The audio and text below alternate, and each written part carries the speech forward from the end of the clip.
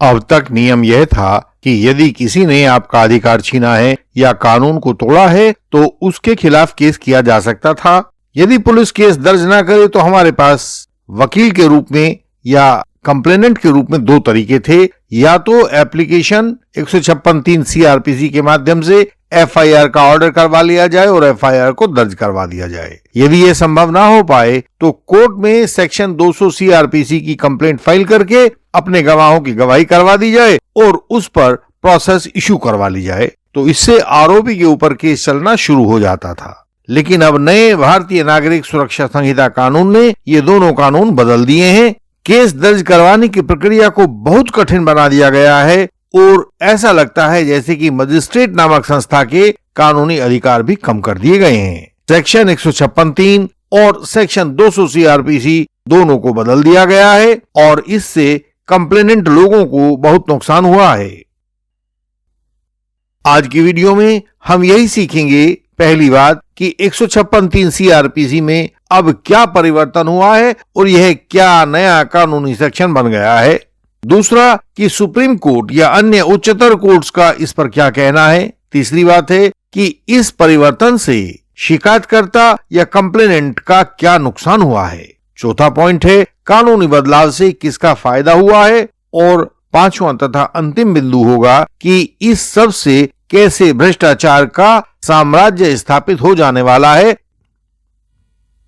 पुराने सीआरपीसी की धारा 156(3) सीआरपीसी को बदलकर अब नया सेक्शन 175(3) बीएनएसएस बना दिया गया है। पहले यदि थाने का एसएचओ आपकी एफआईआर दर्ज ना करे तो एसएसपी के पास जाओ और एसएसपी भी आपकी बात ना सुने तो आप 156(3) सीआरपीसी में एरिया मजिस्ट्रेट के पास जाकर उनसे प्रेयर कर सकते थे और पुलिस के लिए केस को इन्वेस्टिगेट करने का ऑर्डर प्राप्त कर सकते थे। मजिस्ट्रेट एवं कंप्लेनेंट दोनों स्वतंत्र थे, पुलिस के ऊपर निर्भर हुए बिना एफआईआर दर्ज करने तक का कानूनी रास्ता स्वयं बना सकते थे। पुराने सीआरपीसी में मजिस्ट्रेट का निर्णय पुलिस के प्रभाव से बिल्कुल मुक्त था, स्वतंत्र था। यदि पुलिस का विरोध भी हो तो भी एफआईआर को दर्ज करवा लिया जाता था और पुलिस वालों को एफआईआर के ऊपर इन्वेस्टिगेशन करने के लिए कानूनी रूप से कहा जा सकता था।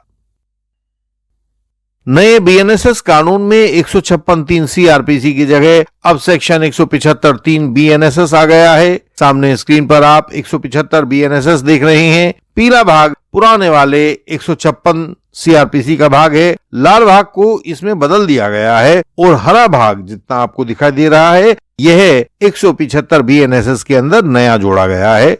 नए जोड़े गए कानून के मुताबिक अब केस के गंभीर होने की हालत में एसएसपी के द्वारा, सीनियर सुपरिटेंडेंट ऑफ पुलिस के द्वारा इस केस को डीएसपी के द्वारा इन्वेस्टिगेट करवाए जाने के ऑर्डर किए जा सकते हैं। सीआरपीसी के अंतर्गत इन्वेस्टिगेशन की शक्ति मूलतः एसएचओ की हुआ करती थी, लेकिन अब इसमें डीएसपी को भी शामिल कर लिया गया है। इसी डीएसपी नाम के अधिकारी को अलग अलग जगहों पर सीओ, एसीपी, क्षेत्राधिकारी, वृत्ताधिकारी आदि नामों से भी जाना जाता है। यानी अब एसएसपी जब चाहेंगे तो केस की इन्वेस्टिगेशन एसएचओ के बजाय डीएसपी को मार्क कर सकेंगे। कोर्ट में डीएसपी ही आकर इन्वेस्टिगेशन की गुत्थियों को कोर्ट के सामने सुलझाया करेंगे।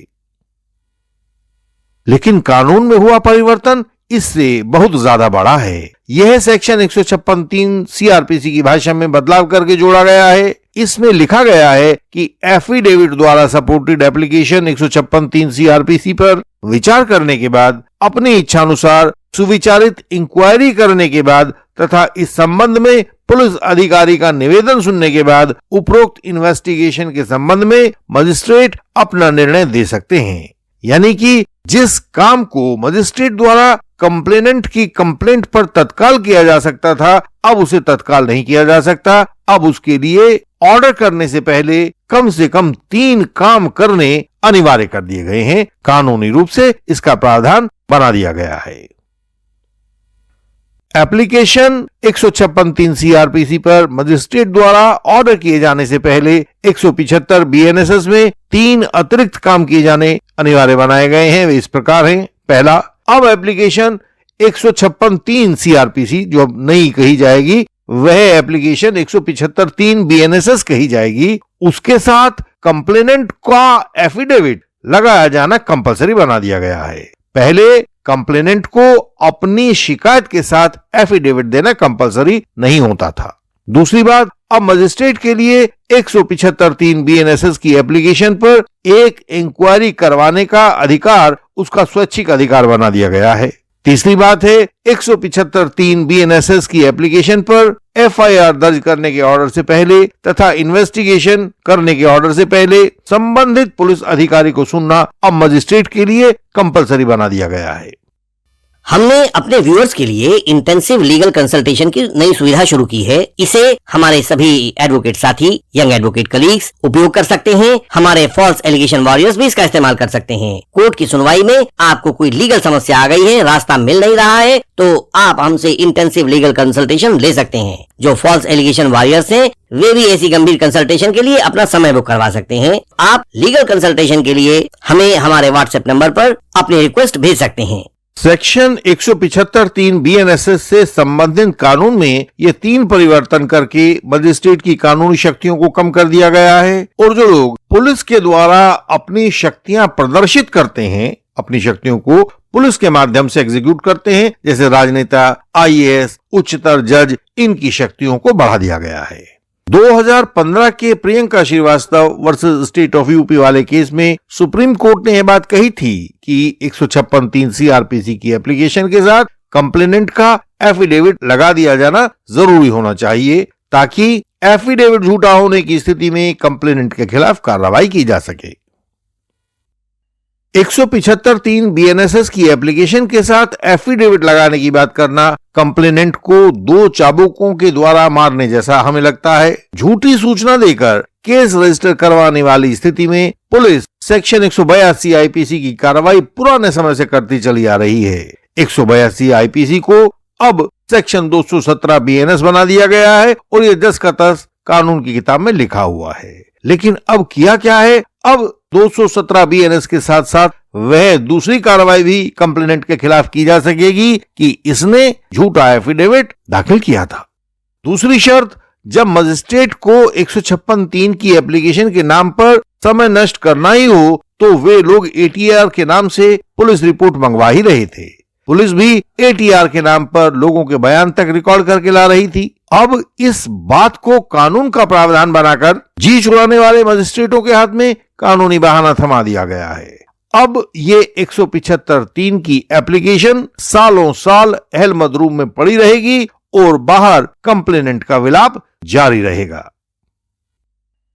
मजिस्ट्रेट कोर्ट की पेंडेंसी बढ़ेगी। 5-7 साल से पहले ये 175(3) BNSS की एप्लीकेशंस निपट नहीं सकेंगी। इस 175(3) BNSS की इंक्वायरी के नाम पर अब वर्षों गुजर जाया करेंगे और पीड़ितों के अति महत्वपूर्ण एविडेंस जो मौका पर उपलब्ध हो जाया करते थे अब वाष्पीकृत हो जाया करेंगे। मजिस्ट्रेट कोर्ट के पास अपना कोई इंक्वायरी सिस्टम तो होता नहीं है, तो यह जो इंक्वायरी अब 175(3) BNSS में करवाई जाएगी, यह इंक्वायरी तो पुलिस ही आपके घर पर आकर किया करेगी। सभी अनुभवी लोग जानते हैं कि इससे पुलिस की गैर कानूनी जबरदस्ती बढ़ेगी और आर्थिक भ्रष्टाचार का एक सरकारी काउंटर खुल जाएगा। हम पहले भी अपने चारों तरफ इस तरह की इंक्वायरीज और उनके परिणाम देख चुके हैं और कोर्ट में तो ये रोजाना ही देखे जाते हैं।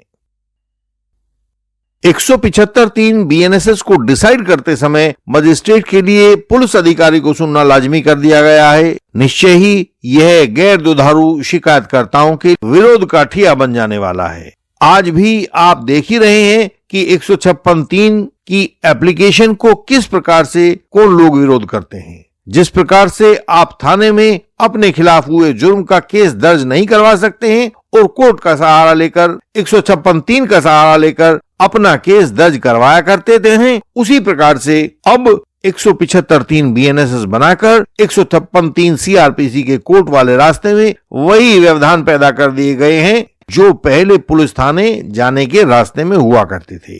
मजिस्ट्रेट कोर्ट की शक्तियों को मिटा दिया गया है और उसे पुलिस के ऊपर इस प्रकार से आश्रित बना दिया गया है कि जिससे कंप्लेनेंट का आर्थिक, मानसिक, कानूनी सभी प्रकार का शोषण होना शुरू हो जाएगा। अभी सुप्रीम कोर्ट का जजमेंट आया है Om Prakash अंबादकर versus state of Maharashtra. यह क्रिमिनल अपील नंबर 352/2020 थी, जिसे जस्टिस JB पारदीवाला और जस्टिस आर महादेवन की बेंच ने 16 जनवरी 2025 को, यानी कि बस कुछ ही पहले अभी डिसाइड किया है। इसमें पुलिस ने एक एडवोकेट को मारा पीटा था, फिर एडवोकेट की कंप्लेंट पर पुलिस ने कोई केस दर्ज नहीं किया था, तो एडवोकेट ने 156(3) सीआरपीसी की सहायता से अपने केस को दर्ज करवाया। जब यह बात धीरे धीरे ऊपर जाते हुए सुप्रीम कोर्ट के सामने पहुंची तो उन्होंने इस अपील को डिसमिस कर दिया। सुप्रीम कोर्ट ने कहा कि ना तो इस 156(3) सीआरपीसी के साथ कोई एफिडेविट लगाया गया था और ना ही एसएसपी के सामने जो शिकायत दी थी उसके साथ कोई एफिडेविट लगाया हुआ था। हम लोग कानून के साधारण विद्यार्थी हैं, हमें नहीं समझ में आता कि यदि एसएसपी के सामने यह इन्वेस्टिगेशन के लिए दी जाने वाली शिकायत है तो इसमें एफिडेविट की क्या तुक होती है। यदि एफिडेविट ही लगा दिया तो फिर वो इन्वेस्टिगेशन किस चीज का करने वाले हैं? क्या वो लोग कंप्लेनेंट के एफिडेविट की ही जांच में नहीं लग जाएंगे? उसी में से मीन मेघ निकालकर उसे डिस्टर्ब करवाने की कोशिश नहीं करेंगे? बहुत से जानकार कह रहे हैं कि कानून 175(3) बीएनएसएस ने कानून का कबाड़ बना दिया है। पता नहीं भविष्य में यह कभी सुधर पाएगा या नहीं सुधर पाएगा। अंतिम बात, बीएनएसएस ने आपका दूसरा कंप्लेंट वाला रास्ता भी, जो आप 200 सीआरपीसी के तहत लगाया करते थे, उसको भी कांटों से भर दिया है। अब मजिस्ट्रेट कोर्ट से प्रोसेस इशू करवाना भी आपके वश में नहीं रह गया है। जैसे किंतु परंतु के कांटे इस 156(3) सीआरपीसी के रास्ते में बिछाकर इसको 175(3) बीएनएसएस बना दिया गया है, वैसे ही बहुत सारे कंकड़ पत्थर 200 सीआरपीसी की कंप्लेंट का चेहरा बिगाड़कर उसे 223 बीएनएसएस बनाने में लग गए हैं। वहां पर बीएनएसएस आपको कैसे लूटता है, कैसे आपको कंप्लेनेंट से एक याचक की भूमिका में ले आता है, इस पर हम अगली किसी वीडियो में विस्तार से चर्चा करेंगे। इंडियन लीगल सिस्टम द्वारा आपको दिया गया क्रॉस एग्जामिनेशन आपको निश्चिंत करता है कि कोई कुछ कर ले, कानूनी रूप से आपका बिगाड़ कुछ भी नहीं पाएगा। मुकदमे में लगने वाला समय तो कोर्ट पर निर्भर करता है, लेकिन परिणाम को बेहतर क्रॉस के द्वारा बदला जा सकता है। यह बेहतर क्रॉस आपको इंडियन लीगल सिस्टम उपलब्ध करवा देता है। आप अपना समय नष्ट न करें, तत्काल इंडियन लीगल सिस्टम की वेबसाइट को पढ़ें, जानकारी पाएं और हमारे व्हाट्सएप नंबर पर जो सामने स्क्रीन पर दिखाई देता है उस पर मैसेज भेजकर मेंबर बनने की जानकारी पाएं। हम सदैव आपके कल्याण की कामना करते हैं।